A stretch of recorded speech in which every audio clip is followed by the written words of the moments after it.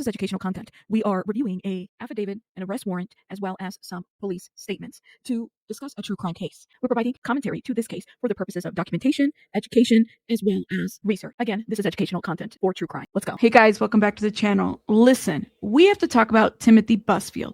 Timothy Busfield is an actor and director best known for West Wing, and he is currently facing charges out of New Mexico. Okay, so he is facing charges of criminal sexual contact of a minor and child abuse, according to this arrest warrant out of Mexico. He's being accused of inappropriately touching a child actor on the set of The Cleaning Lady, a television series that Busfield directed and acted in, according to this criminal complaint. Now, we have the criminal complaint. We're about to review it. Let me tell you a little bit more about these charges. So he faces 2 counts of criminal sexual contact of a minor, 1 count of child abuse, according to the arrest warrant. And it is unclear if the actor is currently in custody right now. People have been reaching out to Busfield's agent, but there has been no response back. He denied all allegations. However, this investigation apparently has been going back since November of 2024. Okay. And this was really stemmed from after a physician examined this child in the University of New Mexico. And that's where the complaint began. For those that don't know, Timothy Busfield has been married to actress Melissa Gilbert for a little over 12 years. Matter of fact, they had just celebrated their wedding anniversary. Melissa Gilbert had actually spoken out against child SA a year before all of this went down, right? So, of course, this has been a bit of a shocker. Not sure what her thoughts are or where she stands. It's been said that she has deleted some of her social media and whatnot. Ultimately, where all of this lands is where does she stand, right? Because the complaint is very visible for everybody to review. And I mean, is she going to take a stand? Is she going to stay in that marriage? What is going to happen? Let's get into this criminal complaint. Guys, I give you the biggest trigger warning. And again, all of this content is for educational purposes, which is what YouTube allows on its platform. Okay, let's get into it. All right, guys. So here we have Timothy Busfield, and this is the criminal complaint arrest affidavit. It's about 12 pages, so we're going to review some of this. So the affiant is, of course, a law enforcement for Albuquerque Police Department, and he is assigned in the Child Exploitation Detail, SORD. Affiant has been with the Albuquerque Police since March of 1989. And affiant duties include follow-up investigations on felony crimes, including but not limited to child exploitation, criminal penetration of small people, investigations of SO registration laws, and S offenses. Affiant is familiar and has been trained in the county and state laws governing these offenses. Affiant has experience in training in writing and execution of search warrants and arrest warrants.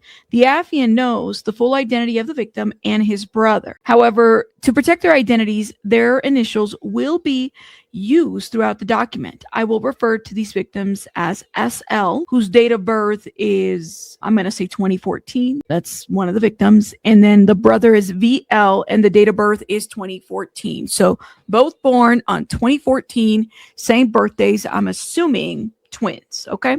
Just an assumption if they're born the same day. Okay, so then we have October 10th, 2025. I was assigned case, and the numbers there with the follow-up investigation. So this is the preliminary investigation. So November 1st of 2024, Officer Osborne was dispatched in reference to the caller as identified as Dr. Tyler Christensen of the University of New Mexico Hospital, who was calling for SA investigation. Officer Osborne talked with Angeli and Ronald, who advised that their children are child actors, and had been on television series called The Cleaning Lady. A new director identified as Timothy Busfield joined the series and grew closer to the boys. It was reported that Timothy would tell these children to call him Uncle Tim. Ronald and Angeli told Officer Osborne that they both discovered that there were allegations against Timothy of SA against both women and minors. Oh, said women and minors. Okay. Ronald told Officer Osborne that there had been multiple rumors that Timothy had been handsy with women. Angeli informed Officer Osborne that she had asked their children, VL and SL, who were 11 years old at the time, if anyone had ever touched them in a manner that made them feel uncomfortable.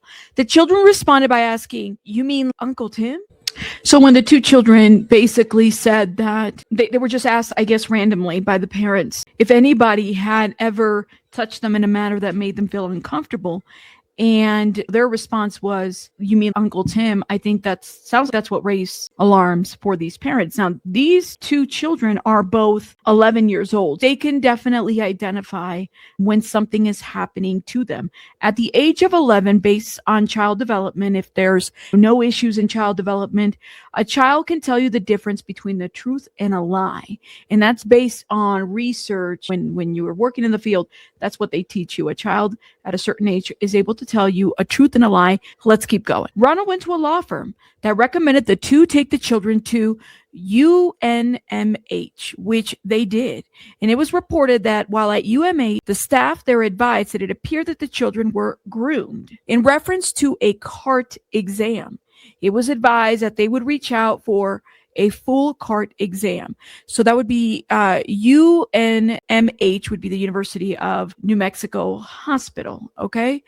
And what they did, it sounds like they did an assessment, and based on that assessment, they determined that the children were groomed. It further goes. Officer Osborne talked with both VL and SL, who did not disclose any S contact at this time. However, both boys advised that Timothy Busfield, whom they referred to as Uncle Tim, would tickle them on the stomach and legs. Neither boy cared for the tickling. Officer Osborne contacted Detective Michael Brown with the Crimes Against Children's Unit and determined that the case did not meet their accepted criteria at the time. Okay. And then it further goes. On October 3rd, 2025, Angelique LaSalle reported to CPS, Child Protection Services report, and the numbers there, that her children both disclosed that there was SA by Timothy from around November 2022 to spring 2024. Angelique advised that she filed a police report, but was initially told by law enforcement that since Timothy had not physically touched the children, there was nothing they could do. Angelique advised that her children were groomed and SA'd by Timothy. So this is interesting. Just because, all right, let me say something that might land a little bit different, right? Just because a child is groomed doesn't necessarily mean that the other part happened, right? The SA. And again, grooming can occur all kinds of ways, right? But I do wonder if, and not having read this entire report yet, if maybe the children later disclosed that they had been SA'd. So she found out about the grooming. Parents did. They went to a law firm. Law firm said, go take him to a hospital. They took him to a hospital, and the hospital did an assessment which verified or validated the concern that these boys had been groomed. Okay. They have an alleged perpetrator identified, which is Timothy.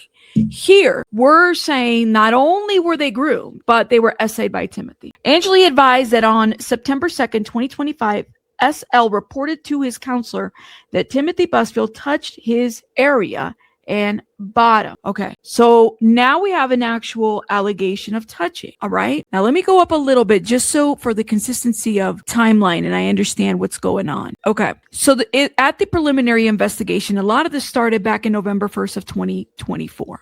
Okay. So now here we are, September 2nd of 2025. And Angelique, which is mom, said that her child reported to his counselor that Tim had touched it. All right. Now, there was a Safe House interview, and it says, on October 14, 2025, a Safe House interview was scheduled for VL and SL for the morning of October 31st, 2025. Okay. So after that allegation, then they did a Safe House interview. Angelique, Ty LaSalle, and Ronald Rodas. Okay. This is mom and dad. All right. Angelique is mom. Ronald is dad. On October 17, 2025, I contacted Angelique by phone, who was out of town traveling with her husband, Ronald. I spoke with the two on speakerphone and advised them that I would be investigating the SL and VL disclosures to their therapists. Okay. Angelique told me that September 3rd, 2025, SL disclosed to his therapist, Yolanda Yeman, who works at All Faith Children's Advocacy, that Timothy touched both areas in the bottom, okay, the bottom and the other area. Angeli also advised that on September 22nd, 2025, SL disclosed to his pediatrician, Dr. Zoe Howell at Journey Pediatrics, that Timothy had touched his area and bottom. So SL, and he made the allegations at the advocacy center, and then he made the allegations with the pediatrician, okay? And then it further goes. On the 23rd, 2025, I submitted 2 search warrants for approval to the district attorney's office for SL's medical records from Journey Pediatrics and All Faiths Mental Health Services. On October 24, 2025, I executed both search warrants for SL's medical records. Now, we're getting into the medical records, just so people are aware. Again, all of this is public record because it's on the arrest warrant. All Faiths therapist records. On October 30th, 2025, I received the therapist records from All Faiths Children Advocacy Center. I did review the documents written by Yolanda Yemen. So she's an LMSW, which would be a licensed master's social worker, okay, who documented therapy sessions with SL. Yolanda Yemen diagnosed SL, who was 10 years old at this time, with post-traumatic stress disorder, moderate. I also viewed an incident report submitted on September 2nd, 2025 by Yolanda Yemen that documented SL disclosing that a director of a series in which SL was an actor had engaged in inappropriate touching. Previous disclosures were being touched on the arm, chest, and back. While Yolanda, the therapist, was updating SL's treatment plan, SL disclosed that the director had also touched his front area and bottom. Okay. So then here we have September 9th, 2025, Yolanda documented SL disclosing having nightmares about the director touching him and waking up scared.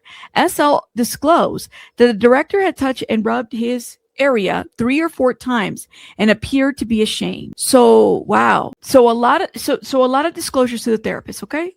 Journey Pediatrics. On October 29, 2025, I reviewed the patient care summary for SL submitted by Zoe Howell, MD. The most recent encounter on September 22nd, 2025, discussed an assessment plan for SA of a child.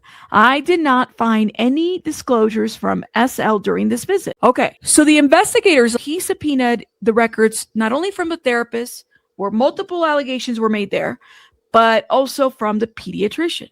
And he's saying in this thing on the 29th of October, he didn't notice that there was any disclosures from SL. Now, on June 24, 2025, Dr. Zoe Howell saw SL, who was accompanied by his mother, Angeli, who gave the background of criminal contact involving a member working on the set of the television series, The Cleaning Lady. Okay, this is an important sentence right here. Okay, that mom was with him during the June 24, 2025 appointment. Okay, and mom gave the background to the MD about what happened in the television series. Why is that important? Is because the disclosure is not coming directly from the child, it's coming from the mom, right? So just kind of important to note. Whereas the other disclosures, it sounds like, are coming straight from the child victim to the therapist, right? I'm not hearing that mom was anywhere near these sessions, okay? After reviewing the past medical records, it was documented that SL and his brother were child actors in a show called The Cleaning Lady and experienced grooming and inappropriate touching by a member on the set between 2023 and 2024. Both SL and VL were evaluated at UNM Pediatrics Urgent Care on November 1st, 2025, and it was reported, and the Albuquerque Police Department was notified. They have been in therapy since 2025. SL had issues with bedwetting, along with other behavioral issues. SL was diagnosed with PTSD and anxiety, not currently on medication. Okay, so SL has had some bedwetting and some anxiety, okay, but he's not on any kind of meds. All right, so now we're going to get into the safe house interview. On October 31st, 2025, both SL and VL were taken to All Faiths Children Advocacy Center for a safe house interview. I did watch both interviews, recorded and conducted by a forensic child interview SL was the first child to be interviewed.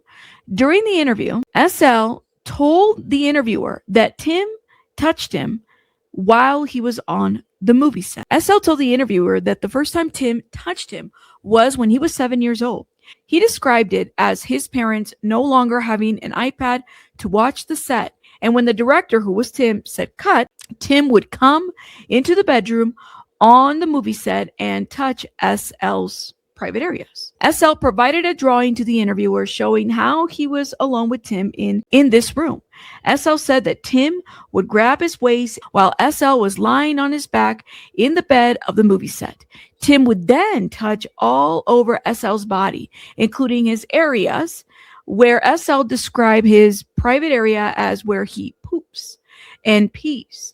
It also referred to, in medical terms, as the gluteus maximus and the front area. SL and Tim would touch his poop and pee area over the clothing 5 to 6 times between sets. After the set was over, SL said he was scared and speed walked to his father's and hid behind his dad. SL said the second time he was touched was when he was 8 years old, while he was on the set. SL describes the movie set as the same as the first set. SL said that Tim touched him 3 to 4 times on his poop and pee areas over his clothing. SL said he was very afraid of Tim and was relieved when he was offset. SL said he was afraid to tell anyone because Tim was the director and he feared Tim would get mad at him. So by the age of 7, he knew that Tim had some kind of a power, right? Like he was the director, right? Some kind of special authority. So I think this is interesting. And I think it also gives us insight to like child actors. This is why it's very important for adults to be around and, for other 3rd, 4th, 5th parties to be around, like people to be around in observation at all times. It further goes, SL did advise that Tim touched him while he was only on set filming in Albuquerque. I did learn that the television series, The Cleaning Lady, was filmed at, and there's an address there, in New Mexico, in the city of Albuquerque, the county and the state of New Mexico. Okay, so VL interview. Now, we didn't hear much about VL. I mean, it sounds VL also fell in the category of grooming because they did an assessment on both boys, right? But SL is the one that's making the allegations, which then makes you wonder, what about VL? What about VL? What happened with VL? Okay, let's get into this side of the interview. During VL's interview, he told the interviewer that his dad was worried about him because Mr. Tim was touching his brother and him. VL advised that Mr. Tim was the director of the show and that he had a lot of directors, but Mr. Tim was the new director. VL explained that Mr. Tim started touching them for the first 2 years, and he did not want to say anything because he did not want to be mean to him. Therefore, VL did not say anything. Okay. VL said Mr. Tim would start touching him with his hands about his body, and while they were filming in the house, VL advised that it was about his body, but did not disclose that he was touched on his bottom or front area. VL said he did not like being touched, but did not say anything because he did not want to get in trouble. All right. So VL here, based on just a couple of sentences, right, does acknowledge being touched, right? And he says that it happened for the first 2 years. Okay. He didn't say anything. He didn't want to be mean, but he knew that it was happening, or at least said it was happening. My question is, it sounds like VL doesn't have the same symptoms, of PTSD as his brother, if you notice that, right? Because the focus has been getting SL to therapy. Well, what about VL? What about the VL's pediatrician conversation? Right now, SL's the one that's mainly the focus here. Not to say that it didn't happen to VL, but he's not really talking about it, which I think should concern people, by the way. Angeli LaSalle, follow-up, and I hope I'm saying her name right. I don't think I am. So November 3rd, 2025, I contacted Angeli to follow up with the same questions after SL's Safe House interview. Angeli talked to me about the iPads that the crew would hand out to the parents while their children were filming. So were there more children besides VL and SL? That would be my question. This would allow parents to watch their children while they were filming. Angeli could not remember the exact date they quit passing the iPads out, but advised that it was after Timothy started directing. I asked Angeli to explain how SL was allowed to be alone with Timothy while on the movie set when there were other people around. Angeli advised that when the director is directing somebody in a scene, a lot of the times people will let them talk, just the two of them or whoever it is. When the director says cut, a lot of the time people are rushing around trying to get to the next shot. Okay, so when the assaults were happening, were other people around? Or was it just him and SL and VL? Angeli advised that she has started noticing SL becoming uncomfortable around Timothy. She saw this during a live photo that was taken of Timothy and SL, and Timothy was caressing SL's head. Okay. So then here we go. We're going to Timothy Busfield's interview, all right? And that is on page 5. Let's see. Okay, there's multiple interviews. This is a lot of information. All right. Let's get into Timothy's interview. On November 3rd, 2025, I called and left a message with Timothy Busfield asking him to return my call. At 10:44 a.m., I received a call from Timothy Busfield, who advised me that I was on speakerphone with him and his wife, Melissa Gilbert. So Melissa Gilbert, again, they've been married for well over 12 years, it sounds like. And they just celebrated an anniversary. She was a part of that conversation with the detective, okay? Timothy advised that the two were in New York at the time. I did advise him that I was investigating a case that was assigned to me, and I asked Timothy if he would like to speak with me about the case. Timothy did not want to speak with me at this time. I did inform Timothy that director Joshua Dennison would be sitting in on the interview and that I would need to read him the Miranda warning before starting the interview. Oh, wow. Okay. At about 10:47 a.m., Timothy Busfield agreed to talk with me after the Miranda warning. I explained to Timothy that a child had disclosed information about something that had happened to him while he was directing the child on the TV show The Cleaning Lady. Timothy told me that he started directing the show in season 2, close to the final episode 3 years ago in 2022. Timothy said that there were 12 episodes and that it had to be episode 11. Okay. I asked Timothy if he remembered if there was iPads for the parents to watch their children while they were on set. Timothy said we don't really like that parents had iPads while on set, and that it was not a standard process, and that they do not encourage it. I asked Timothy if the parents were allowed to have iPads to watch their children before he started directing The Cleaning Lady. Timothy told me that there might have been iPads. Timothy then continued to say that the children were never alone on the set without the teacher, a welfare worker, or a parent. Okay. It's interesting because so there was other people in that area. I can't highlight it. I can't highlight that, but that's okay. Timothy said that he did not know the iPad was taken away and that this would not have gone through him. I asked him if he knew the children who were on episode 11, season 2. And Timothy replied that the showrunners were let go. The creator of the show's options wasn't picked up, and the boys were replaced by a younger boy who they auditioned. Timothy said that the parents had a problem with this.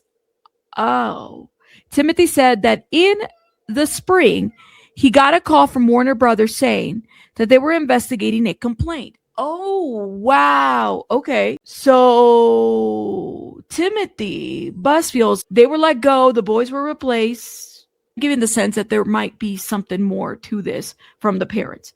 His words. That's what I'm picking up. Let me know if you guys are picking up what Timothy is dropping. Not saying that it's true. I'm saying that's what he's putting out there. Okay. Timothy said Warner Brothers had an outside investigation through another firm to do an investigation. Timothy was told that there were complaints about him from the boys. Timothy acknowledged that the boys involved were SL and VL. Timothy said that the investigation began in the spring of this year, around April. Timothy told me the lead actress, Elodie Young, said that the mother of SL and VL, that she wanted revenge. And I'm going to get my revenge on Tim Busfield for not bringing her kids back for the final season. Oh, okay. Timothy did describe a bedroom setting along with the hospital setting with a bed or a gurney for SL and VL to lie on. This is consistent with the setting SL described in his safe interview. Timothy advised that he had only directed SL and VL on the Pan American Freeway set in Albuquerque. I did ask Timothy if he had ever had any physical contact with these boys, if he ever picked them up and tickled them. Timothy said it was highly likely that he would have. Timothy said it was a playful environment like he wanted. However, Timothy said that the dad, Ronald, would make SL and VL hug him, and he didn't really want them to. I did ask Timothy what the protocol was for touching children and picking them up and touching them. I also asked if that was allowed. Timothy initially said it's not allowed at all. There is no protocol. I mean, I'm always around people, right? It would be, in front of the parents. There would never be a weird moment about it. I don't really remember picking those boys up. I remember picking up the boy who followed them. I'd pick him up and he'd be giggling, and that would sort of get him ready to act. Timothy then stated, I don't remember those boys. No, I don't. I don't remember it. If it happened, I don't remember overly tickling the boys ever, but it wouldn't be uncommon for me. Oh, so this is a direct quote. Oh no. No.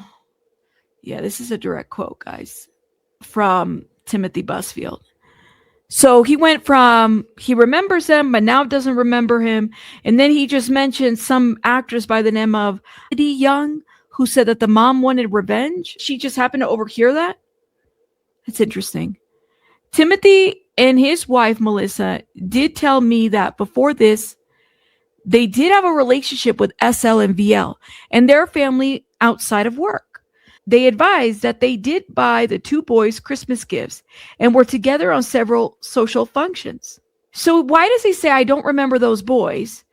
But it sounds like him and Melissa used to hang out with the family. What? Okay, so then it goes into the Elodie Young interview.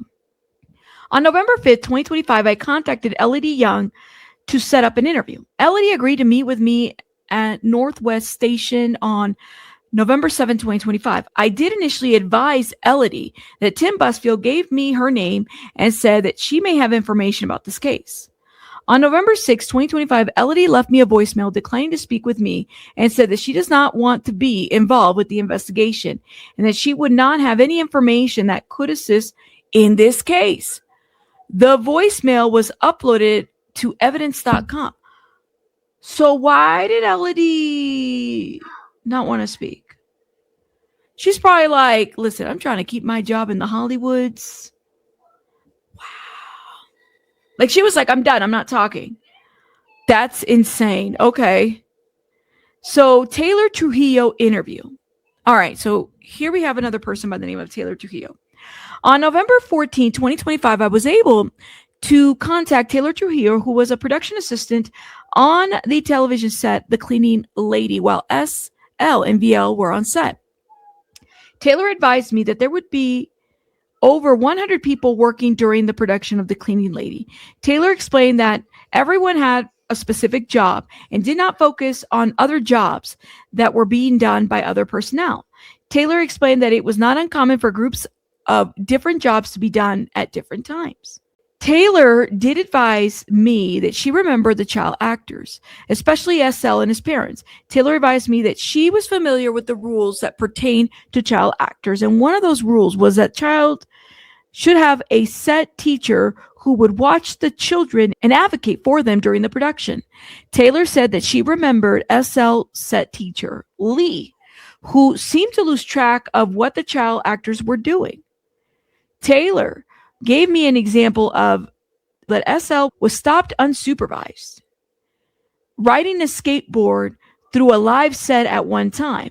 When Lee was asked about this, she did not have an answer for why SL was unsupervised.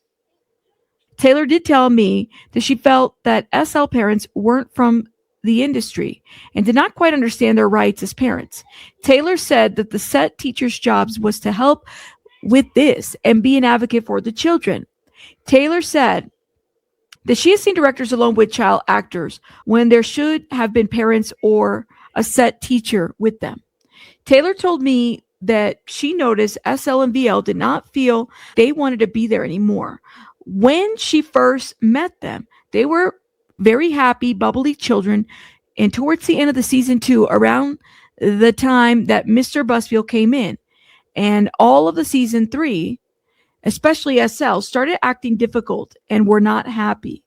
Okay. So they were kind of like over it, right? They'd already been there for a couple seasons. And then Busfield comes in, and so they start noticing a change. Now, it sounds like it's very plausible that Busfield and SL and VL might have had some alone time with Busfield based on what Taylor is saying here. It's not uncommon for directors and child actors to be alone. When I asked about touching actors of children while they were not being filmed or scripted, if touching them was allowed, Taylor said that was not allowed and it was very unprofessional for anyone to touch or tickle anyone. Taylor remembered Timothy being very touchy with certain people and felt it was very unprofessional. Okay, so there's that. Now, Lauren Trujillo interview. Okay, so then on November 14, 2025, I talked with Lauren Trujillo, who was a production assistant on The Cleaning Lady starting at the end of season 2 through season 3. Lauren was familiar with the investigation involving SL and VL, and Timothy Busfield advised me that she never saw anything that would require her to report something to the police, but she did see abnormal behavior on the set. Okay. So Lauren Trujillo was familiar with the investigation regarding Timothy Busfield, and Lauren is saying that she never saw anything that would require her to report something to the police. She does say that she saw some abnormal behavior in the production set. Lauren advised that she remembered the room the two boys were filming in and told me that she did see Timothy in the room with SL and VL. Lauren advised that she doesn't remember if they were alone in the room, but advised that it could have been possible due to the set teacher always hanging out in the first team holding area where there were no monitors, and she would lose sight of the children. So why didn't they fire the teacher? Lauren told me that it shouldn't happen. That's why they have set teachers. They're supposed to help keep an eye on, and that it's absolutely possible. Lauren advised that Lee was an older lady and she didn't keep a super close eye on the kids. Lauren explained there were a couple of times they'd be running around and almost get hit by other crew members carrying stuff, or crew members trying to dodge out of the way of the kids. So if the teacher can't watch them, why can't the parents watch them? Okay. Lauren explained that a set teacher should always be monitoring the children before, after, and during the production. Set teachers should be by the monitors watching the children when they are physically separated from the parents. Lauren said that Lee would not do this, and this could have allowed Timothy to be alone with the children in the room during production. Lauren said that it was frequent that Lee would always be hanging out with the first team. Lauren remembered that towards the end of the season 2 and in season 3, SL became pretty withdrawn. SL did not seem like he wanted to act and didn't seem like he wanted to be there. They ended up using VL a lot more because he was happier to do the scenes and wanted to be there. And SL just kind of withdrew. Okay, so now we get into the Lee Lewin interview. Oh, I bet y'all talking shit about me. She's going to respond to this. She's in the interview, okay? And then after that, it's Warner Brothers. And then, okay. And we got some other interviews. Let's get into Let's get into Lee Lewin interview. On November 21st, 2025, I contacted Lee Lewin to set up an interview. I did talk with Lee on the phone, who told me that she was the studio teacher for SL and VL, which involves educating kids who are working on sets and being responsible for their health, safety, and welfare. Lee told me that she would sometimes monitor SL and VL while on set if they were working in dangerous situations or situations where she felt there was risk. Lee did say that she would hang out by the first team where there was no monitors during filming. I did ask Lee if there was something that stuck out with SL and VL during her time with them. Lee told me that SL became very reluctant to be on set, which he wasn't in the beginning. Lee said SL was very enthusiastic about it, and then at a certain point, he just didn't want to be on set. Lee said that whether they were in the schoolroom or at the table right behind the set, he would just have his head down. Lee did not understand why SL did not want to go to the set, but he was pretty clear he didn't want to do it. Lee said that was a big change. After talking with Lauren, Taylor, and Lee, I believe Timothy had the opportunity to be alone with SL while he was lying in the bed on the TV set, learning that the set teacher would frequently lose sight of the children by hanging out in first teams where there were no monitors allowed.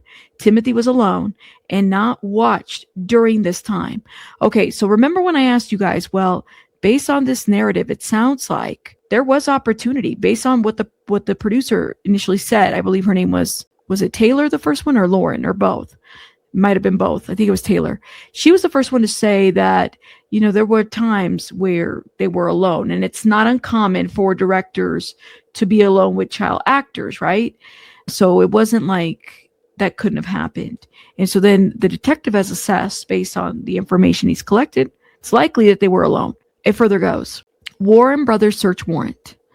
On October 3rd, 2025, I wrote a search warrant for Warner Brothers, requesting access to production records and material related to the independent investigation into an on-set incident during the filming of, specifically involving actor Timothy Busfield. Any incident report, witness statements, or security footage about the reference events. This information was mentioned to me during the interview with Timothy Busfield. On November 7, 2025, I received a voicemail from Richard, Weisling, who identified himself as an attorney for Warner Brothers and requested that I return his call. On November 13th, 2025, I called Richard and explained to Richard that I had sent a search warrant for the investigation done for Warner Brothers, including Timothy Busfield. Richard was familiar with the investigation and told me that he would locate the search warrant and contact his client, Warner Brothers, to see how they could help with the return of the search warrant. I did give Richard my email to contact me. Richard did advise that he would get back with me after contacting his client.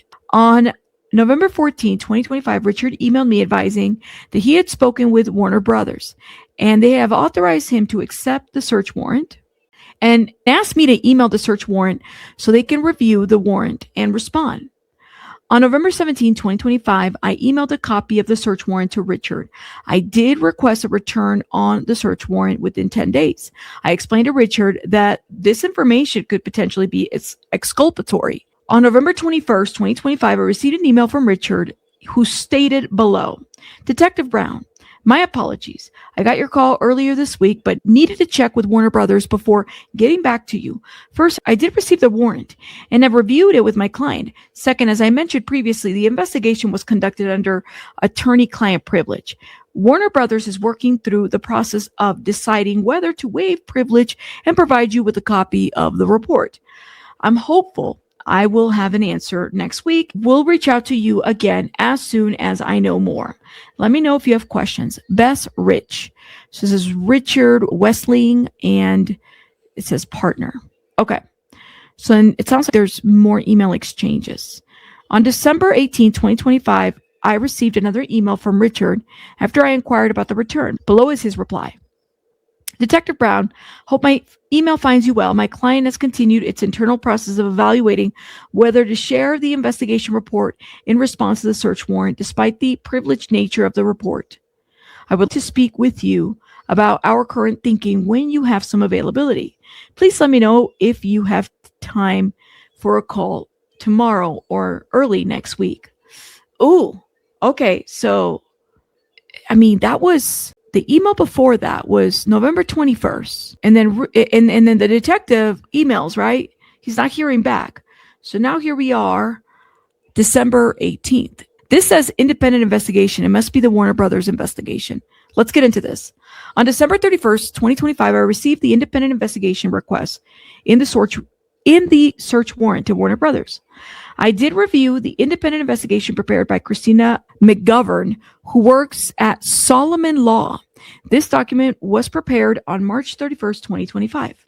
On or about February 17, 2025, an anonymous complainant made a complaint through the SAG-AFTRA hotline about an incident that allegedly occurred on the set of The Cleaning Lady on December 16, 2025. According to the anonymous complainant, who claimed to have witnessed the incident in the hair and makeup trailer, executive producer director Tim Busfield entered and kissed a minor male on the face as the minor was getting a haircut. The anonymous complainant further alleged that there were pictures of Mr. Busfield tickling and caressing the head and body of minor boys. Wait a minute. So you have an anonymous complaint, and this is what led to the investigation with Warner Brothers? I guess SAG-AFTRA has like a hotline you can call or something, and somebody in the hotline witnessed, the caller witnessed this, not the other. Now a kiss is very specific. That's not tickling, right? Oh no, this is just crazy. Let's keep reviewing this document. Elodie Young did talk with Christian and stated she was shocked when Mrs. Rodas said to her and her husband that she did not like what her son's being terminated, brought out of her, but that she would get a revenge against Tim Busfield. So how do we go from what the witness witnessed to then Elodie Young, the actress, who's refusing to speak, by the way? So in the independent investigation, right, that was done by Christina McGovern spoke with Elodie Young. And Elodie Young said that she overheard, this is a direct statement, that mom and husband basically were not happy about their children being terminated and that she would get a revenge. She heard this. Christina McGovern was not able to talk with anyone who would support evidence that Timothy Busfield engaged in this behavior based on the report. After reading the independent investigation, I wanted to contact other child actors to ensure their safety. While attempting to find contact information on the actors, I received an email from Richard, who stated below, Detective Brown, I learned today that you reached out to Barry Hale, who is employed by my client. As I think we discussed previously, we represent the company and its employees. I would ask, to the extent you need to contact any employees in the future, that you reach out to our firm as their counsel. Please let me know if you have any issues with that request. So the detective is doing his job, okay? And the detective doing his job, he's having to interview people. The lawyers, listen, moving forward, you don't get to talk to my clients. You got to talk to me before you talk to my clients. Well, that's fine. But what if your clients want to talk to the detective without you, right? You're just a hired on attorney to Warner Brothers. So maybe your client did not know that they couldn't talk to police on this investigation. That's interesting. But again, this lawyer right here, Richard, he's there to protect Warner Brothers. That's his client. He's not there to protect the safety of any children or anybody involved. Please note that. Okay. All right. Now let's get into the next interview. And we're almost done. This is a very interesting developing story. This is Danielle Vigil. On December 31st, 2025, I contacted Danielle, who was working on the set with Timothy Busfield doing hair and makeup. Danielle told me that she had been contacted by attorneys prior to my calling. Danielle said that she knew that there was an investigation done by Warner Brothers regarding Timothy misconduct with child actors. Danielle told me that while she was working with the two child actors who replaced the twins, she witnessed Timothy come into the trailer where she was working and kiss the two child actors on their forehead. Danielle did say that both the children's parents were present at the time. So why didn't the parents stop that interaction, but felt that the parents did not know the rules and etiquette? Oh, well, that answers my question. Okay. So the parents didn't know the rules and etiquette of the set. I asked Danielle if it was normal for the conduct to occur, and she advised me that it usually was not, and that a designated set teacher should be with the children for their safety. Danielle advised that the children were often left unsupervised by the designated set teacher. Okay. Here's the other thing to consider. Please note that one thing that was said by, I think it was said by Melissa, when Melissa and Timothy were on the phone. They knew of each other, right? Like they did things together with the parents, like Christmas gifts, like they were familiar with each other. So if you're familiar with each other and you guys consider yourselves family friends, but not only that, there's a working relationship, is the kissing in the front of the forehead uncommon? Let me know what you guys think in the chat. I mean, we're just having a conversation and this is just a report. Let me know what you guys think. Danielle said that everyone knew to avoid Timothy because he was creepy. Danielle was very afraid of retaliation for talking with me and was afraid that she would no longer be able to work in the film industry. Oh, Danielle. Wow. Okay. And the creepy part isn't elaborated. It just says that he was creepy. Now we have another interview. Kristen Carr. And this is our last interview, and then it goes to the conclusion. On December 31st, 2025, I contacted Kristen Carr, who worked on the set as a hair and makeup artist. When I spoke with Kristen, she seemed hesitant to talk with me. Kristen did not share or act as if she had any knowledge of any inappropriate behavior. Warner Brothers made it very difficult to obtain information for this case. So Kristen Carr was like, I'm not talking to you. I got to protect my job. Okay. She does hair and makeup. Do y'all know how protective these people are of their jobs? They don't want to be outed. Warner Brothers made it very difficult to obtain information for this case and waited almost 3 months to comply with the court order to produce the independent investigation. Warner Brothers used attorney Richard to advise me that I would need to go through his law firm to talk with any employees of Warner Brothers when I was trying to ensure the safety of additional child actors. Yeah, that's what they're going to do. When talking with employees of Warner Brothers, they were very afraid of retaliation from Warner Brothers if they talked to me. Here's the conclusion. In my training and experience, pedophiles often infiltrate families under a trusted role. Timothy, who as a producer exploited the hectic film sets to tickle and touch SL on his front and back area, masking it as play. He would invite the family to offset gatherings with his wife, buying Christmas gifts to foster closeness while making SF feel special and independent. Classic grooming to erode boundaries and isolate the victim and silence suspicions by blending abuse into normalcy. This dual tactic, charming parents while secretly violating the children, built a web of complicity that is hard to unravel, delaying detection as families trust the abuser's facade. In the first sentence, the detective's already labeling Timothy as a pedophile. Okay, just so people are aware.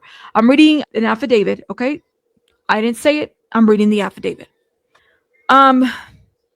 You know what's so interesting is that we saw some of this. If you watch my video on Stacie Orrico, the one that got flagged, and believe it or not, I tried to fight the flag. YouTube said, nope, you're not. Nope. This video will not be shown to the masses and will be suppressed in the algorithm. So I suggest you guys go watch it because it gets into that grooming part. Now in that one, it's the Christian music industry, right? So their grooming is through religion, Bible study, all kinds of things. So it has a different view of it, okay? Please go watch it. I'll link it in the description box so you guys can give it a view. Okay, it further goes. I discovered that Timothy Busfield has faced accusations of sexual assault with 2 separate incidents reported in the media, one in the 1990s and another one in 2012. Details of the reported incidents. Okay, so they introduced some other reports. First allegation occurred in 94. A 17-year-old extra on Little Big League sued in Los Angeles Superior Court, claiming Busfield assaulted her, served her alcohol, groped her, attempted to S her in a trailer. Denied by Busfield, who countersued for extortion. Parties settled privately. His later defamation bid against her lawyers got tossed, leaving him to foot nearly $150,000 in costs. No charges filed. She was 17, so she was a minor. Wow. Second allegation occurred in March 18, 2012. Well, wait a minute. Didn't they get married? Him and Melissa got married in 2013. So I guess this happened before they got married. Okay. So this is the second allegation.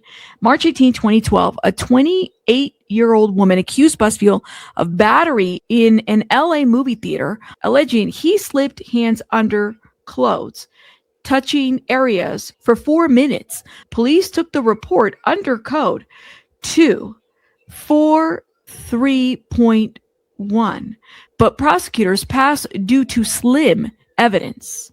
He called it consensual, no arrests, no lawsuits filed, close. SL has been in therapy and has had issues with bedwetting. Along with other behavioral issues, SL was diagnosed with PTSD and anxiety. Yolanda Yemen documented SL's disclosing having nightmares about the director touching him and waking up scared. SL also discovered that the director had touched and rubbed area for 3 or 4 times and appeared to be ashamed. During SL's safe house interview, SL said Tim touched the poo and the pee area over the clothing 5 to 6 times between set. After the sets were over, SL said he was scared and speed walked to his father and hid behind his dad. Wow. SL said the second time he was touched was when he was 8 years old while he was on set. SL describes the movie set as the same as the first set. SL said that Tim touched him 3 to 4 times on his poop and pee area over his clothing. SL said he was very afraid of Tim and was relieved when he was off set. SL said he was afraid to tell anyone because Tim was the director and he feared Tim would get mad at him. Wow. So that is the arrest warrant. And it's signed by a judge. Let me know what you guys think in the comments. I mean, this is very graphic. I know. Again, I think that these are the kinds of things we have to expose that are coming from the industry. And people need to be held accountable for the things that they're doing. And all of us should be investigated, right? Timothy Busfield has the right to defend himself as well. So there's that. But I don't know, man. And Warner Brothers is being very protective of the set. All these people around. You can't talk to this, not the other when he's just doing his job. But I'm not surprised at all because that's how they get down.